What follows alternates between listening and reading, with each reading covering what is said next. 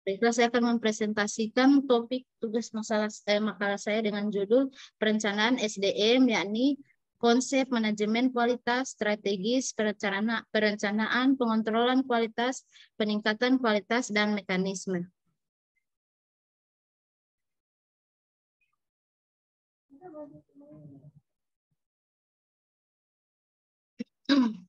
Pendahuluan perencanaan SDM sebagai suatu kegiatan merupakan proses bagaimana memenuhi kebutuhan tenaga kerja saat ini dan masa datang bagi sebuah organisasi. Dalam memenuhi kebutuhan tenaga kerja saat ini, perencanaan SDM berarti usaha untuk mengisi atau menutup kekurangan tenaga kerja, baik secara kuantitas maupun kualitas. Sedangkan dalam memenuhi kebutuhan tenaga kerja di masa datang, perencanaan SDM lebih menekankan adanya usaha peramalan mengenai ketersediaan tenaga kerja yang didasarkan pada kebutuhan sesuai dengan rencana di masa datang. Tenaga kerja di masa datang, perencanaan SDM lebih menekankan adanya usaha peramalan mengenai ketersediaan tenaga kerja yang didasarkan pada kebutuhan sesuai dengan rencana bisnis di masa datang. Rumusan masalah berdasarkan latar belakang dia, maka rumusan masalah adalah berikut. Yang pertama, bagaimana konsep perencanaan ya Pak, Assalamualaikum warahmatullahi wabarakatuh. Bagaimana? Waalaikumsalam warahmatullahi wabarakatuh. Minta maaf, Prof. Yang kedua, bagaimana manajemen kualitas. Yang ketiga, bagaimana strategis perencanaan. Yang keempat, bagaimana pengontrolan dan peningkatan kualitas sumber daya manusia. Dan yang terakhir, bagaimana mekanisme perencanaan sumber daya manusia. Adapun tujuan makalah adalah untuk memahami konsep perencanaan sumber daya manusia, untuk memahami perencanaan manajemen kualitas, untuk memahami strategi perencanaan, pengontrolan, peningkatan kualitas sumber daya manusia, dan untuk memahami mekanisme perencanaan sumber daya manusia.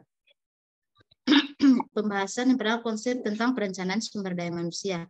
Perencanaan sumber daya manusia adalah suatu proses sistematis yang digunakan untuk memprediksi permintaan dan penyediaan SDM di masa mendatang. Melalui program perencanaan SDM yang sistematis, dapat diperkirakan jumlah dan jenis tenaga kerja yang dibutuhkan pada setiap periode tertentu sehingga dapat membantu bagian SDM dalam perencanaan rekrutmen, seleksi, serta pendidikan dan pelatihan.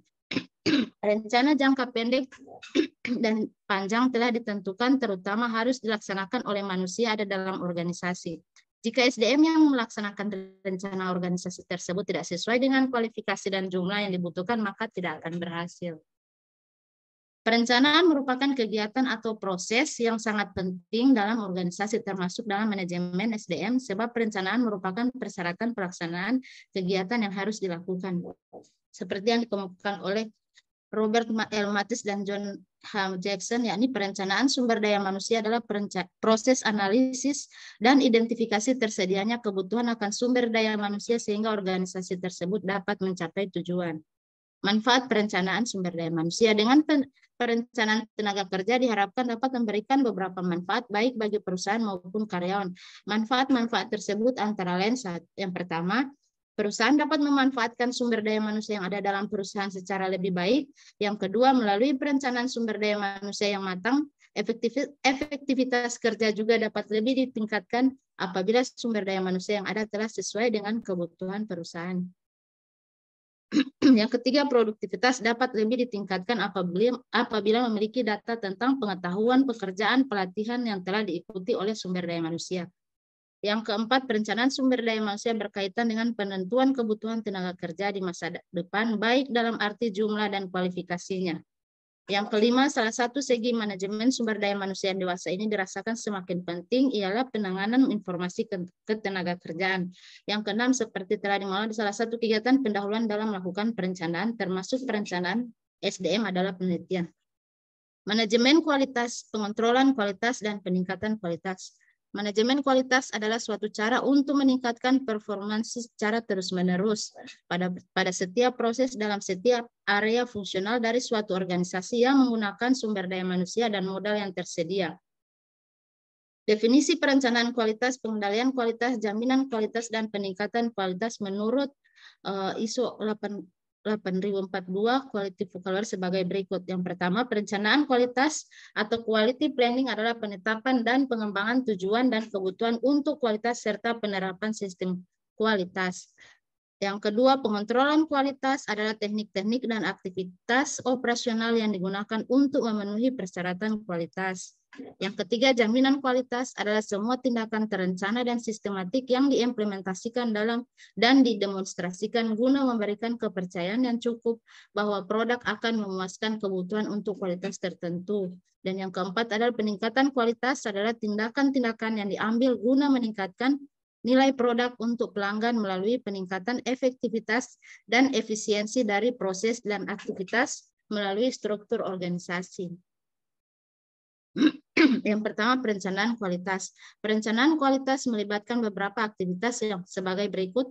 Yang pertama, identifikasi pelanggan. Setiap orang akan dipengaruhi oleh pelanggan. Yang kedua, menentukan kebutuhan pelanggan. Yang ketiga, menciptakan keistimewaan produk yang dapat memenuhi kebutuhan pelanggan. Dan yang keempat adalah menciptakan proses yang mampu menghasilkan keistimewaan produk.